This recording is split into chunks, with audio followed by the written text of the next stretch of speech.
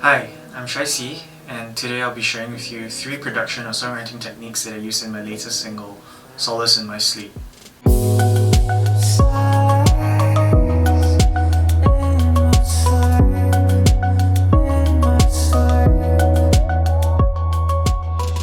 the clip that you just saw was from the music video that's also available on this channel. If you haven't already heard the track Solace in My Sleep, it's out on all major streaming platforms. Also, this is my first time vlogging, so if it doesn't go well, it's 100% my fault. Solace in My Sleep is a track about failing to fall asleep.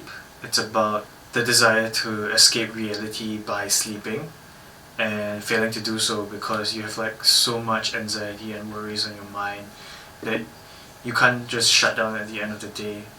And I wrote this when I was trying to go to bed a lot earlier. And I think because I was trying to go to bed earlier, trying to sleep earlier, there was this unnecessary pressure of wanting to fall asleep faster.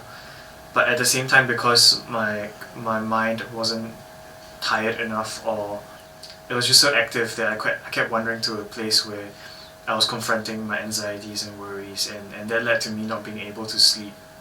And every night it would just be the same thing. I'd be tossing and turning in bed for hours until I finally fell asleep. And so this track is about the sort of middle ground between consciousness and falling asleep. A lot of it is about this liminal space where you are half asleep and half conscious.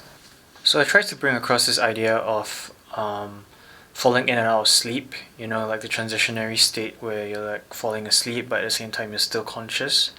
And I tried to bring this out in the vocal melody, and I did that by contrasting the verse and the chorus.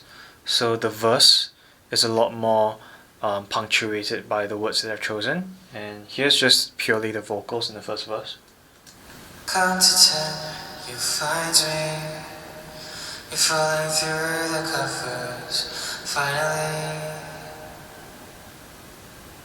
Sage dreams, slave tides. You've been running for too long, but you don't wanna be awake. Yeah, so it's quite rhythmically dense, and I really chose to contrast this with whatever goes on in the chorus, which is. So the syllables and the vocals actually are more long and drawn out in the chorus, and I think that gives it a more dreamy effect. And also I have very harsh side chaining on this, and I think it's because I wanted to give it a more atmospheric and textural effect rather than it being just purely like a melodic element. And so when you hear it together with the rest of the layers and also with like a whole bunch of reverb and delays on it, you can hear how it blends very nicely with the rest of the instruments.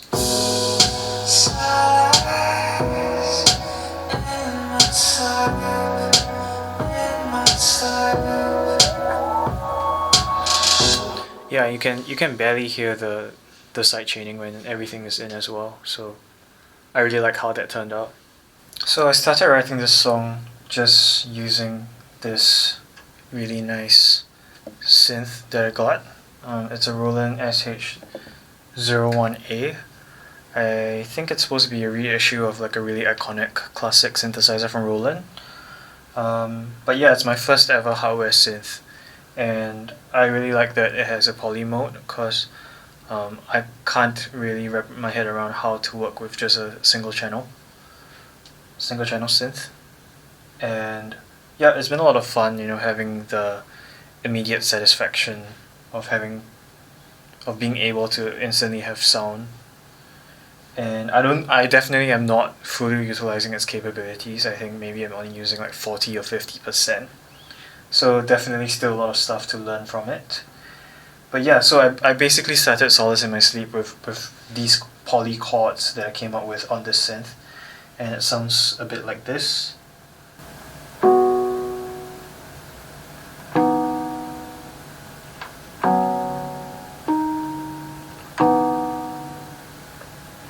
So yeah, it's a pretty simple, almost sine wave-like patch. I tried to incorporate a bit of the harmonics from I think it was the square wave or something. Yeah, so I just try to make it sound less dull by adding in a bit of resonance and a bit of the upper harmonics. And if you actually look at the original track, there isn't a whole lot going on either. It's really just let me just adjust this.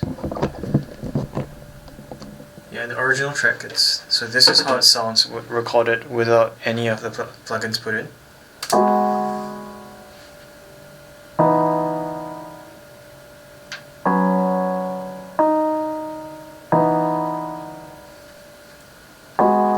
So pretty basic. It's not much to it. It has a nice attack, a nice decay. So sounds almost like a regular electric key. Yeah, but what I did is basically just a bit of EQ and a lot of reverb. So this is how it sounds like after processing.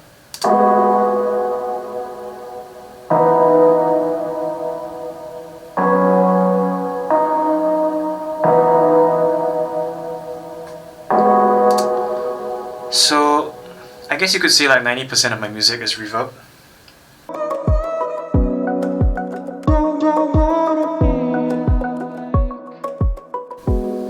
So this is how the waveform looks like. Some pretty nice spiky boys. Yeah, but it's recorded pretty normally, like how you would record a percussive instrument. But yeah, I'm really proud of how I actually recorded it because I don't actually own bongos. This is my bongo. And now for a live chair performance.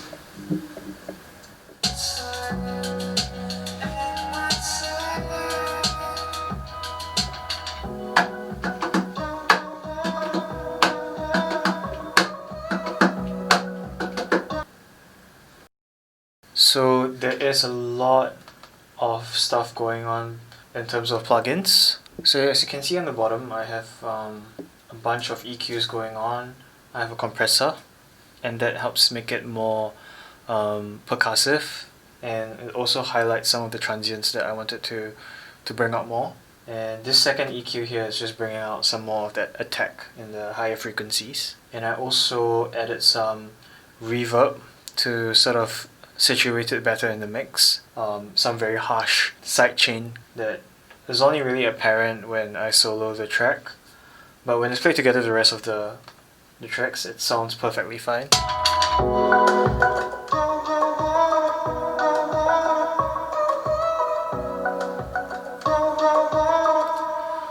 Also, the reverb helps to sort of push it back in the mix, so it's not too far in front. It's not too in your face.